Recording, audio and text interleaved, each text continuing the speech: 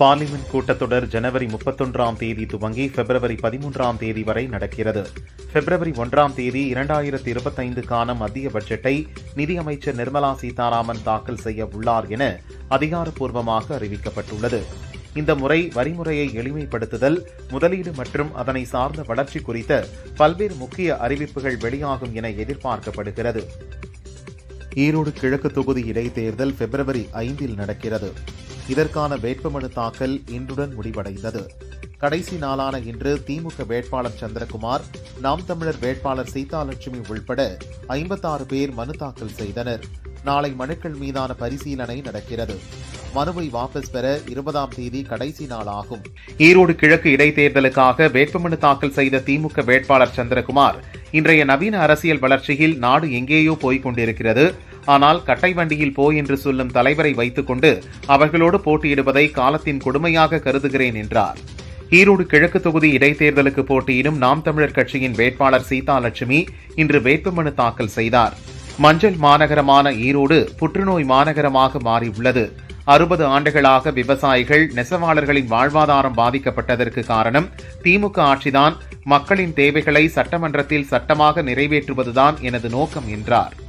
டெல்லியில் லாட்லி பஹேன் யோஜனா திட்டத்தில் பெண்களுக்கு மாதம் 2500 ரூபாய் வழங்கப்படும் என்று பாரதிய ஜனதா தேர்தல் வாக்குறுதி அளித்துள்ளது.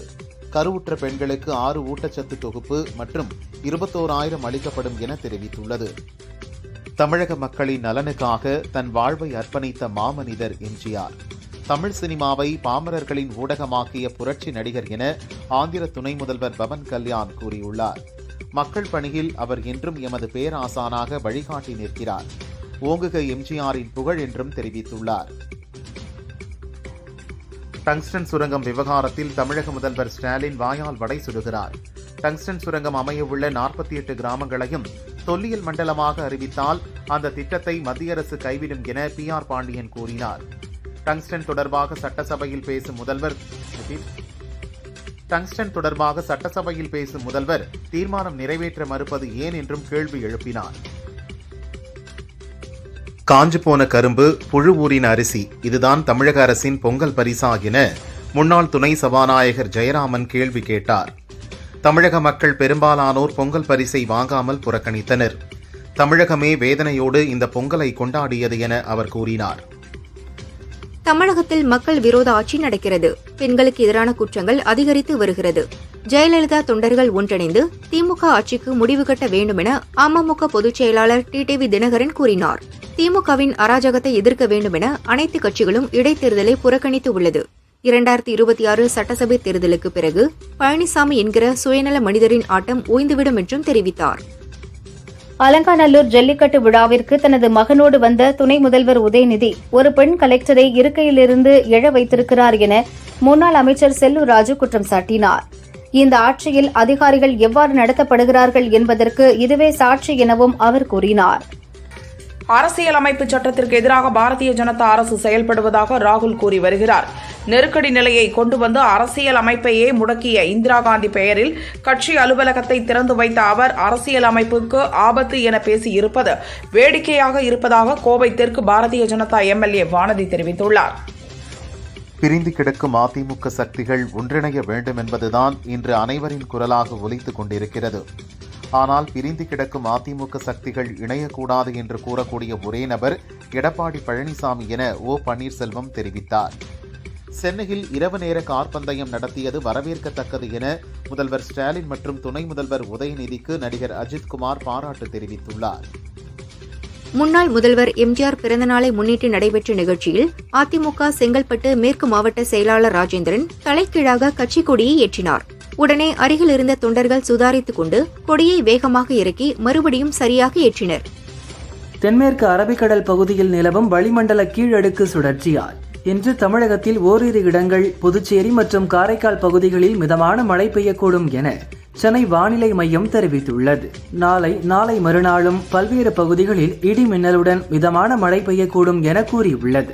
22ஆம் தேதிக்கு பிறகு வடகிழக்கு பருவமழை நிறைவடையும் என்றும் வறண்ட வானிலை நிலவக்கூடும் என்றும் கூறப்பட்டுள்ளது. உக்ரைனுக்கு எதிரான போரில் ரஷ்ய ராணுவத்தில் இணைந்த 16 இந்தியர்களை காணவில்லை என மத்திய வெளியுறவு அமைச்சகத்தின் செய்தி தொடர்பாளர்கள் ரந்தீர் ஜெய்ஸ்வால் கூறியுள்ளார். ரஷ்ய ராணுவத்தில் 126 இந்தியர்கள் பணியாற்றினர். அதில் 96 பேர் தாயகம் திரும்பிவிட்டனர். 12 பேர் இறந்துள்ளனர். 18 பேர் ரஷ்யாவில் இருக்கும் நிலையில் மேலும் 16 பேர் எங்கிருக்கின்றனர் என்ற தகவல் இல்லை என தெரிவித்தார்.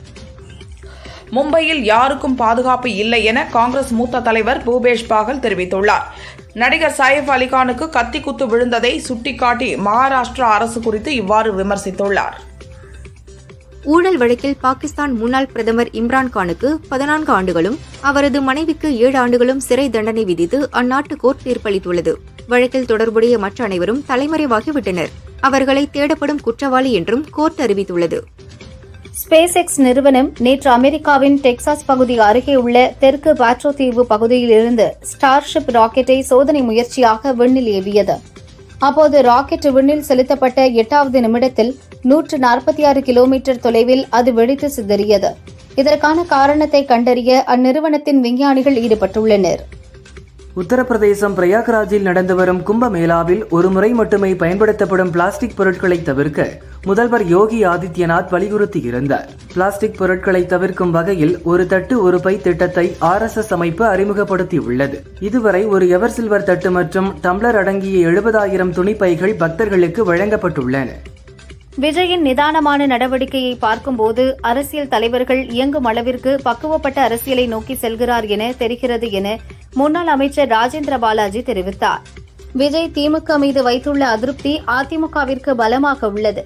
திமுகவின் ஆணவ அரசியலை அடக்க வேண்டும் என்ற பிரதான கொள்கையோடு விஜய் கட்சி துவங்கியுள்ளது வரவேற்கத்தக்கது என அவர் கூறினார்.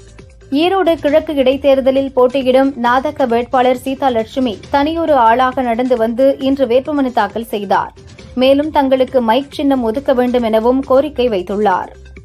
அளவற்ற வறுமையை தாண்டியவர் எம்ஜிஆர். கூத்தாடி என்ற கூற்றை சுக்கு நூறாக உடைத்து அசைக்க முடியாத வெற்றியாளராக இறந்தும் வாழும் எம்ஜிஆருக்கு பிறந்தநாள் வாழ்த்துக்கள் என தமிழக வெற்றிக் கழக தலைவர் விஜய் தெரிவித்துள்ளார்.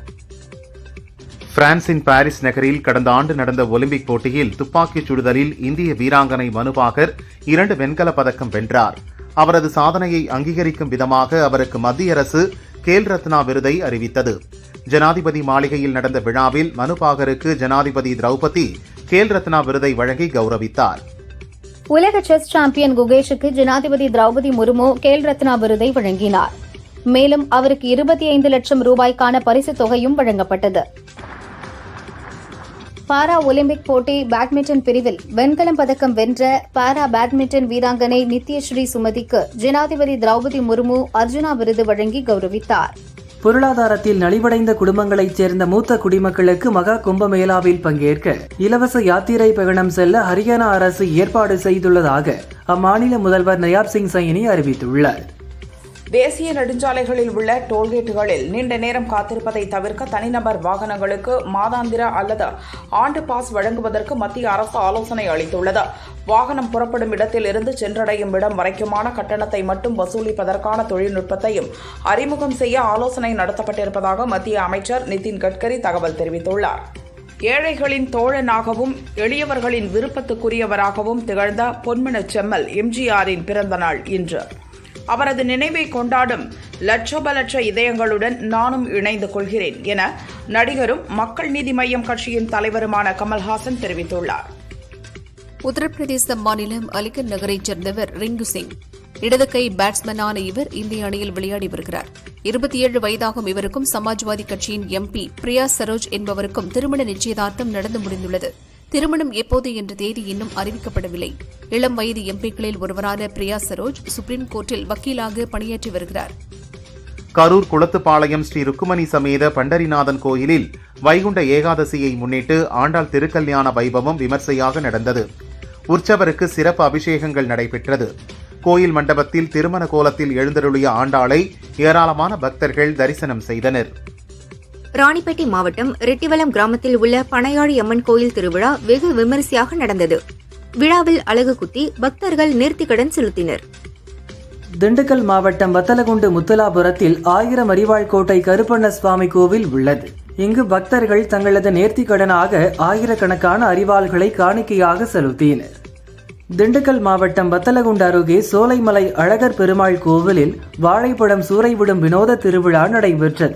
அதில் லட்சக்கணக்கான பழங்கள் சூறையிடப்பட்டது. விவசாயம் செழிக்கவும் மும்மாரி மழை பெய்யவும் இந்த விழா நடத்தப்படுகிறது.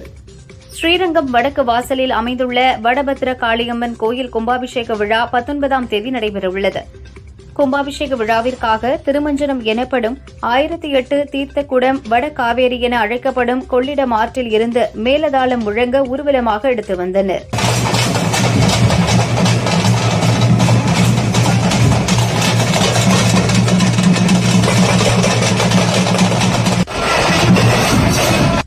கன்னியாகுமரி மாவட்டம் திக்குறிச்சி மகாதேவர் கோவிலில் மார்கழி திருவிழா ஆராட்டு நிகழ்ச்சி விமரிசையாக நடைபெற்றது. மகாதேவருக்கு தாமிரபரணி ஆற்றின் படித்துறையில் மேளதாளம் முழங்க மஞ்சள், இளநீர் உட்பட வாசனை திரவியங்களால் அபிஷேகம் நடைபெற்றது. தொடர்ந்து ஆற்றில் ஆராட்டு நிகழ்ச்சி நடைபெற்றது. திரளான பக்தர்கள் கலந்து கொண்டனர். சென்னையிலிருந்து அசாம் தலைநகர் கவுஹாத்திக்கு 154 பயணிகள் மற்றும் 8 ஊழியர்களுடன் இண்டிகோ விமானம் புறப்பட்டுச் சென்றது. சிறிது நேரத்தில் தொழில்நுட்ப கோளாறு ஏற்பட்டதை விமானி கண்டுபிடித்தார். இதனால் விமானம் சென்னையில் மீண்டும் அவசரமாக தரையிறக்கப்பட்டது. இதனால் பயணிகள் காயம் இன்றி உயிர் தப்பினர். பொங்கல் பண்டிகை முடிந்து சென்னை திரும்ப மக்கள் போக்குவரத்து நெரிசலை தவிர்க்க பயண திட்டங்களை மாற்றிக்கொள்ளுங்கள் என்று பொதுமக்களுக்கு போக்குவரத்து துறை வேண்டுகோள் விடுத்துள்ளது. வரும் 19ஆம் தேதி அதிக அளவில் போக்குவரத்து நெரிசல் ஏற்பட வாய்ப்புள்ளதால் பொதுமக்கள் தங்களின் பயணத்தை முன்கூட்டியே திட்டமிட்டு சிறப்பு பஸ்களை பயன்படுத்திக் கொள்ளுமாறு கேட்டுக் கொண்டது. ராணிப்பேட்டை மாவட்டம் நெல்வாய் கிராமத்தைச் சேர்ந்தவர்கள் தமிழரசன், விஜய கணபதி திருமால்பூரில் நின்று கொண்டிருந்தனர். அங்கு வந்த அதே பகுதியைச் சேர்ந்த பிரேம், அவரது நண்பர்கள் தகராறு செய்து தமிழரசன் மீது பெட்ரோலை ஊற்றி தீ வைத்துவிட்டு தப்பிச் சென்றனர். விஜய கணபதி தீயை அணைத்தார். இருவருக்கும் தீக்காயம் ஏற்பட்டது. உடனடியாக காஞ்சிபுரம் அரசு ஹாஸ்பிட்டலில் அட்மிட் செய்யப்பட்டனர். இதை கண்டித்து நெமிலி பஸ் நிலையம் அருகே பாமகவினர் ஆர்ப்பாட்டத்தில் ஈடுபட்டனர். கேல் ரத்னா விருது மூலம் கிடைத்த அங்கீகாரம் இன்னும் கடுமையாக உழைத்து வெற்றிகளை பெற்று நாட்டுக்கு பெருமை சேர்க்க வேண்டும் என்ற உத்வேகத்தை ஏற்படுத்துகிறது என துப்பாக்கி சுடுதல் வீராங்கனை மனுபாகர் கூறினார். ஹைதராபாத் நம்பள்ளி பொருட்காட்சியில் தொழில்நுட்ப கோளாறு காரணமாக 20 நிமிடம் ராட்டினம் தலைகீழாக தொங்கி நின்றதால் பரபரப்பு ஏற்பட்டது. விக்கிரவாண்டியில் உள்ள தனியார் பள்ளியில் எல்கேஜி படித்து வந்த லியா லட்சுமி என்ற 4 வயது சிறுமி கழிவுநீர் தொட்டியில் விழுந்து இறந்தது. பள்ளி தாளாளர், முதல்வர், ஆசிரியர் ஆகியோர் கைதாகி ஜாமீனில் வெளியே வந்தனர். இந்த வழக்கை சிபிஐ விசாரிக்க உத்தரவிட வேண்டுமென சிறுமியின் தந்தை பழனிவேல் சென்னை ஹைகோர்ட்டில் மனு தாக்கல் செய்தார். இதை விசாரித்த நீதிபதிகள் தமிழக அரசு, போலீசார் மற்றும் சிபிஐ பதிலளிக்குமாறு உத்தரவிட்டு விசாரணையை பிப்ரவரி 4ஆம் தேதிக்கு ஒத்திவைத்தனர்.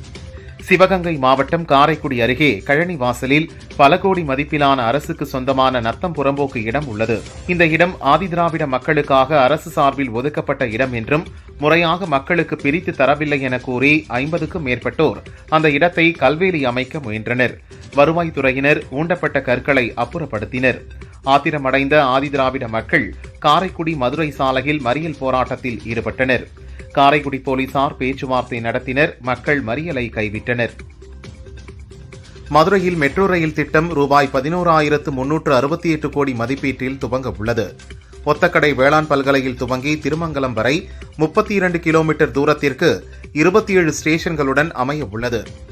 சென்னை மெட்ரோ நிறுவன மேலாண்மை இயக்குநர் சித்திக் தலைமையிலான குழுவினர் மதுரையில் இன்று ஆய்வு செய்தனர். மத்திய அரசு அனுமதி அளித்ததும் கட்டுமான பணிகள் துவங்கும். 4 ஆண்டுகளில் கட்டுமான பணிகளை முடிக்க திட்டமிடப்பட்டுள்ளதாக சித்திக் கூறினார். ஹோசூர் ராயக்கோட்டை சாலை சந்திப்பில் நடந்த எம்ஜிஆர் பிறந்தநாள் விழாவில் கலந்து கொண்ட அதிமுக தொண்டர்கள் மற்றும் பொதுமக்களுக்கு சுட சுட பிரியாணி வழங்கப்பட்டது. ஹோசூர் மின்சார வாரிய அலுவலகம், ராயக்கோட்டை அட்கோ பகுதி, ராம் நகர், பேடரப்பள்ளி, ஈஸ்வரி நகர், சூசுவாடி உள்ளிட்ட பல்வேறு பகுதிகளில் உள்ள ஏழை எளிய மக்களுக்கு அதிமுக சார்பில் நலத்திட்டங்கள் வழங்கப்பட்டன. நெல்லை மாவட்டம் தெற்கு பாப்பான்குளத்தில் காட்டு யானைகள் முகாமிட்டுள்ளன. பல்வேறு குழுக்களாக பிரிந்து சுற்றித் திரிகின்றன. மேலும் அருகில் உள்ள விவசாய நிலங்களில் புகுந்து பயிர்களை மிதித்தும் தின்றும் அட்டகாசம் செய்து வருகின்றன. பலமுறை வனத்துறை மற்றும் மாவட்ட நிர்வாகத்திடம் தகவல் அளித்தும் நடவடிக்கை எடுக்கவில்லை என அப்பகுதி விவசாயிகள் குற்றம் சாட்டினர். எம்ஜிஆர் பிறந்தநாளையொட்டி எம்ஜிஆர் இளைஞரணி சார்பில் கோவை மாவட்டம் மேட்டுப்பாளையம் நகரம் முழுவதும் 40,000 பேருக்கு அன்னதானம் வழங்க ஏற்பாடு செய்யப்பட்டது.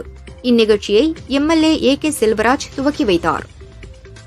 பொன்னேரி நகராட்சியில் கொடூர் கிராம ஊராட்சியை நகராட்சியுடன் இணைக்க எதிர்ப்பு தெரிவித்து பெண்கள் மறியல் செய்தனர். 100 நாள் வேலை இழப்பு, வீட்டு வரி, குடிநீர் வரி பன்மடங்கு அதிகரிக்கும் என புகார் அளித்தனர். சேலம் மாவட்டம் ஆத்தூர் அருகே கூலமேடு கிராமத்தில் நடந்த ஜல்லிக்கட்டு போட்டியை சுற்றுலாத்துறை அமைச்சர் ராஜேந்திரன் கொடியசைத்து தொடங்கி வைத்தார். 600 காளைகள், 300 மாடுபிடி வீரர்கள் ஜல்லிக்கட்டு போட்டியில் கலந்து கொண்டு களம் கண்டனர். கிழக்கு திசை காற்றின் வேக மாறுபாடு காரணமாக தமிழகத்தில் ஒரு சில இடங்களில் நாளை இடி மின்னலுடன் லேசானது முதல் மிதமான மழை பெய்யக்கூடும் என வானிலை ஆய்வு மையம் தெரிவித்துள்ளது. தஞ்சை, திருவாரூர், நாகை, மயிலாடுதுறை, புதுக்கோட்டை, ராமநாதபுரம், தூத்துக்குடி, நெல்லை, குமரி ஆகிய 9 மாவட்டங்களில் 19ஆம் தேதி வரை கனமழைக்கு வாய்ப்புள்ளது என்றும் கூறியுள்ளது. வேலூர் தொரப்பாடியைச் சேர்ந்த ஒரே குடும்பத்தைச் சேர்ந்த 14 பேர் ஏலகிரி மலைக்கு சுற்றுலா சென்றனர். டிரைவர் நசீர் வேனை ஓட்டினார். சுற்றுலாவை முடித்துவிட்டு 4வது கொண்டை ஊசி வளைவில் வந்தபோது வேன் திடீரென தடுப்புச் சுவரை உடைத்துக் கொண்டு மரத்தின் மீது மோதி நின்றது. ஏலகிரி மலை போலீசார் விரைந்து சென்று 15 பேரையும் பத்திரமாக மீட்டனர். தஞ்சை கூடலூர் கிராமத்தில் உள்ள வெண்ணாற்றங்கரையில் மீனவர்கள் வலை விரித்து மீன்பிடித்தனர். அந்த வலையில் 3 அடி நீளமுள்ள முதலை ஒன்று சிக்கியது. வனத்துறையினர் விரைந்து வந்து முதலையை உயிருடன் மீட்டு அணைக்கரையில் உள்ள முதலைகள் காப்பகத்தில் விட்டனர். கோவை மாவட்டம் பொள்ளாச்சி சூளேஸ்வரன்பட்டியில் நடந்த எம்ஜிஆர் பிறந்தநாள் விழாவில் எம்ஜிஆர் வேடமணிந்த திருமூர்த்தி என்பவர் புத்தன், இயேசு, காந்தி பிறந்தது எதற்காக என்ற கொள்கை பாடலுக்கு நடனமாடி தொண்டர்களை உற்சாகப்படுத்தினார். தடை செய்யப்பட்ட கஞ்சா, செல்போன் போன்ற தடை செய்யப்பட்ட பொருட்கள் எப்படி சிறை வளாகத்திற்குள் கொண்டு செல்லப்படுகிறது என சென்னை ஹைகோர்ட் கேள்வி எழுப்பியுள்ளது. இது தொடர்பான அறிக்கையை சிறைத்துறை டிஜிபி தாக்கல் செய்ய வேண்டும் என்றும் உத்தரவிட்டது. திருவண்ணாமலை அண்ணாமலையார் கோயிலில் நடிகர் ஜெயம் ரவி சாமி தரிசனம் செய்தார். கோயில் நிர்வாகம் சார்பில் உற்சாக வரவேற்பு அளிக்கப்பட்டது. ஜெயம் ரவியுடன் ஏராளமானோர் செல்ஃபி எடுத்து மகிழ்ந்தனர். தாய் தந்தை செய்த புண்ணியத்தாலும் மன நிம்மதிக்காகவும் கோயிலில் தரிசனம் செய்தேன் என்று கூறினார். சென்னையிலிருந்து திருப்பத்தூர் நோக்கி சென்ற அரசு பஸ் சின்னமோட்டூர் பகுதியில் சென்றபோது சாலையோரம் இருந்த 30 அடி பள்ளத்தில் கவிழ்ந்தது. டிரைவர் உட்பட 10 பேர் காயமடைந்தனர். அக்கம் பக்கத்தினர் அவர்களை மீட்டு ஹாஸ்பிட்டலுக்கு அனுப்பி வைத்தனர். ஜோலார்பேட்டை போலீசார் விசாரிக்கின்றனர். கடலூர் மாவட்டம் சுத்துக்குழி கிராமம் வழியாக ஒரு பைக்கில் 3 இளைஞர்கள் குடிபோதையில் வந்தனர். திடீரென எதிரே வந்த பைக் மீது மோதினர். இந்த விபத்தில் குடிபோதையில் இருந்த 3 பேரும் படுகாயமடைந்தனர். எதிரே பைக்கில் வந்த ஒருவரும் காயமடைந்தார். 4 பேரும் ஹாஸ்பிட்டலில் சிகிச்சை பெற்று வருகின்றனர்.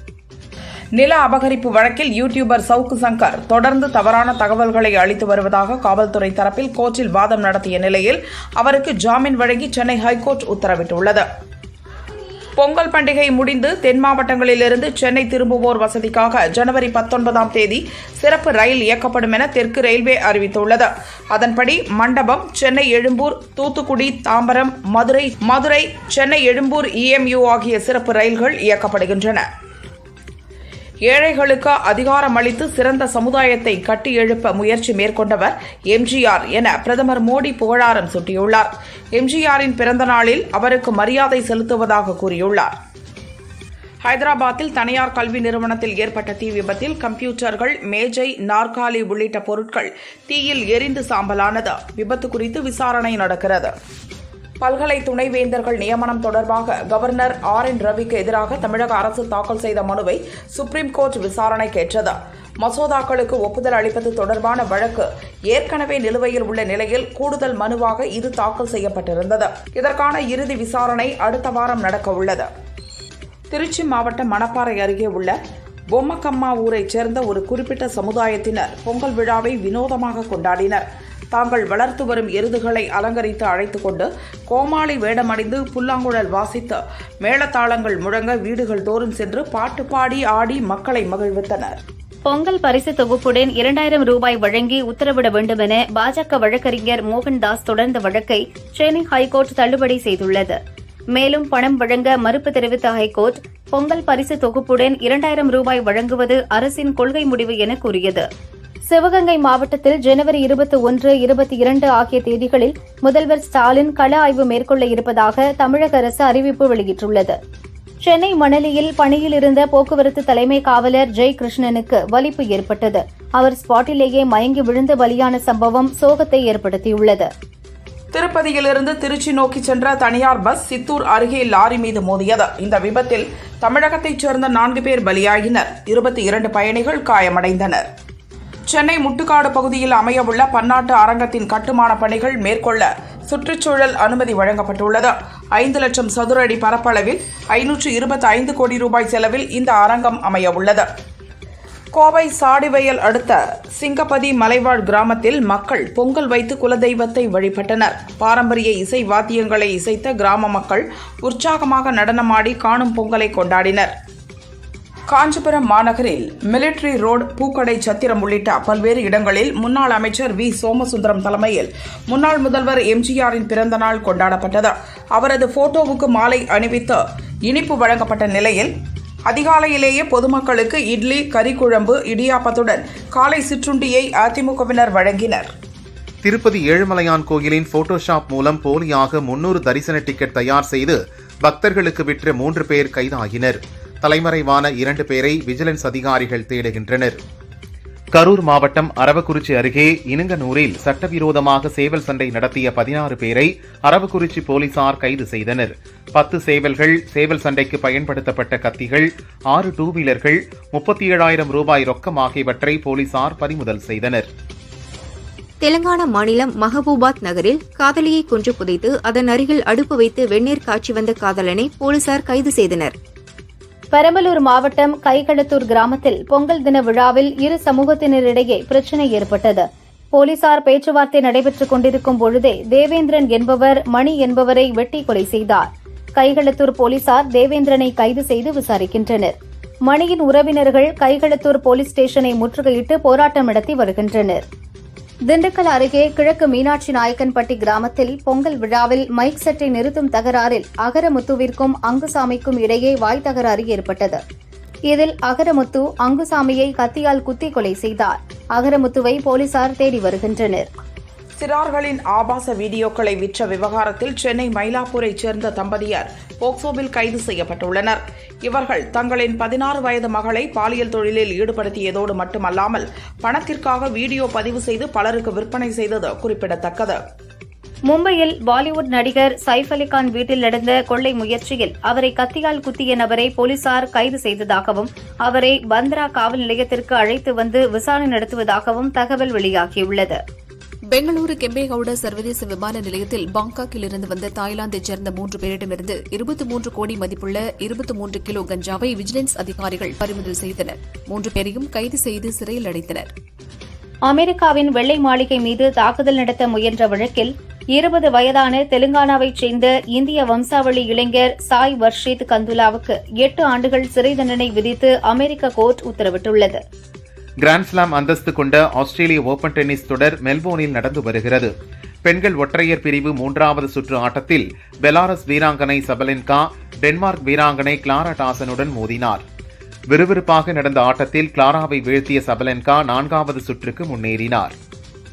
மும்பையில் பாலிவுட் நடிகர் சைஃப் அலிகான் வீட்டிற்குள் நள்ளிரவில் நுழைந்த கொள்ளையன் அவரை கத்தியால் குத்தியதில் படுகாயமடைந்து அவர் மருத்துவமனையில் சிகிச்சை பெறுகிறார்.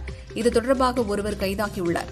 இந்த சம்பவம் நடந்த சமயம் கரீனா கபூர் வீட்டில் இல்லாததால் அவர் தப்பினார். இதனிடையே கரீனா வெளியிட்ட பதிவில், இந்த நாள் நம்ப முடியாத அளவுக்கு சவாலாக எங்கள் குடும்பத்திற்கு உள்ளது. எங்களால் இதை ஜீரணிக்க முடியவில்லை. இந்த கடினமான சூழலில் யூகங்களை வைத்து செய்தி பரப்புவதை தவிர்க்கும்படி பணிவுடன் கேட்கிறேன். இதிலிருந்து நாங்கள் வெளியே வர ஒத்துழைப்பு தரும்படி கேட்டுக்கொள்கிறேன். எங்களுக்கு துணையாக இருந்த அனைவருக்கும் நன்றி என தெரிவித்துள்ளார். பாலிவுட் நடிகையான திஷா பதானி தமிழில் கங்குவா படத்தில் நாயகியாக நடித்தார். பிற மொழிகளிலும் நடித்து வரும் இவர் அடுத்து ஹாலிவுட்டில் டொராங்கோ என்ற வெப் சீரிஸில் நடிக்கிறார். மெக்சிகோவில் இதற்கான படப்பிடிப்பு நடந்து வருகிறது. பிரியங்கா சோப்ரா, தீபிகா படுகோனே போன்ற நடிகைகளை தொடர்ந்து இவரும் ஹாலிவுட்டில் தடம் பதித்துள்ளார். துபாயில் நடந்த 24H கார் ரேஸில் ஒரு பிரிவில் நடிகர் ரஞ்சித்தின் அஜித்குமார் ரேசிங் அணி 3வது இடத்தை பெற்றது. பலரும் அவருக்கு வாழ்த்து தெரிவித்தனர். அடுத்தபடியாக போர்ச்சுகலில் நடக்கவுள்ள மற்றொரு ரேஸ் போட்டியில் அஜித் தனது அணியினருடன் பங்கேற்கவுள்ளார். இது தொடர்பான பணிகளை மேற்கொள்ள அங்கு சென்றுள்ளார் அஜித். முன்னதாக அஜித் அளித்த ஒரு பேட்டியில், சென்னையில் இரவு நேர கார் பந்தயம் நடத்தியது வரவேற்கத்தக்கது. கார் பந்தயங்களுக்கு அது உந்து சக்தியாக அமைந்தது. தமிழக விளையாட்டு மேம்பாட்டு ஆணையம் எனக்கு அளித்த ஆதரவுக்கும் நன்றி என்று தெரிவித்துள்ளார். இந்த பொங்கலுக்கு 3 வெவ்வேறு நாட்களில் 6 தமிழ் படங்கள் வெளியாகின. ஜனவரி 10 வெளியான வண்ணங்கான், மெட்ராஸ்காரன், ஜனவரி 12 மதகஜராஜா, ஜனவரி 14 காதலிக்க நேரமில்லை, நேசிப்பாயா, தருணம் ஆகிய படங்கள் வெளிவந்தன. இவற்றில் 12 ஆண்டுகளுக்கு முன்பு வெளியான விஷாலின் மதகஜராஜா படம் ரூபாய் 30 கோடி வசூலை தாண்டி பொங்கல் ரேஸில் வெற்றி பெற்றுள்ளது. இதற்கு அடுத்தபடியாக வண்ணங்கான், காதலிக்க நேரமில்லை, நேசிப்பாயா படங்களுக்கு சுமாரான வரவேற்பு கிடைத்துள்ளது.